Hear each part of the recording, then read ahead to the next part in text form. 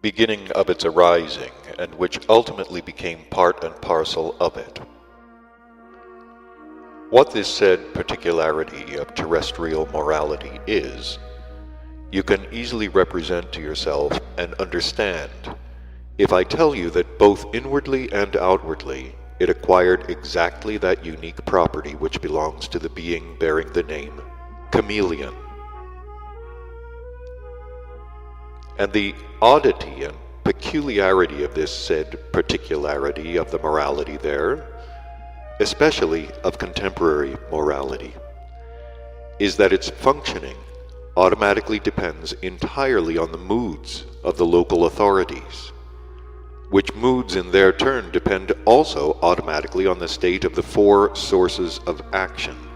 existing there under the names of mother-in-law, digestion, John Thomas, and cash. The second Babylonian teaching, which then had many followers and which, passing from generation to generation, also reached your contemporary favorites, was, on the contrary, one of the atheistic teachings of that period. In this teaching, by the terrestrial Hasnamussian candidates of that time, it was stated that there is no God in the world, and moreover no soul in man, and hence that all those talks and discussions about the soul are nothing more than the deliriums of sick visionaries. It was further maintained that there exists in the world only one special law of mechanics, according to which everything that exists passes from one form into another. That is to say, the results which arise from certain preceding causes are gradually transformed and become causes for subsequent results. Man also is therefore only a consequence of some preceding cause, and in his turn must, as a result, be a cause of certain consequences. Further, it was said that even what are called supernatural phenomena, really perceptible to most people, are all nothing but these same results ensuing from the mentioned special law of mechanics. The full comprehension of this law by the pure reason depends on the gradual, impartial, all-round acquaintance with its numerous details which can be revealed to a pure reason in proportion to its development. But as regards the reason of man, this is only the sum of all the impressions perceived by him, from which there gradually arise in him data for comparisons, deductions, and conclusions. As a result of all this, he obtains more information concerning all kinds of similarly repeated facts around him, which in the general organization of man are in their turn material for the formation of definite convictions in him. Thus from all this there is formed in man reason, that is to say, his own subjective psyche. Whatever may have been said in these two teachings about the soul, and whatever maleficent means had been prepared by those learned beings assembled there from almost the whole planet, for the gradual transformation of the reason of their descendants into a veritable mill of nonsense, it would not have been, in the objective sense, totally calamitous, but the whole objective terror is concealed in the fact that there later resulted from these teachings a great evil, not only for their descendants alone, but maybe even for everything existing.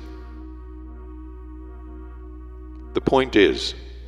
that during the mentioned agitation of the minds of that time in the city of Babylon, these learned beings, owing to their collective wiseacrings, acquired in their presences, in addition to all they already had,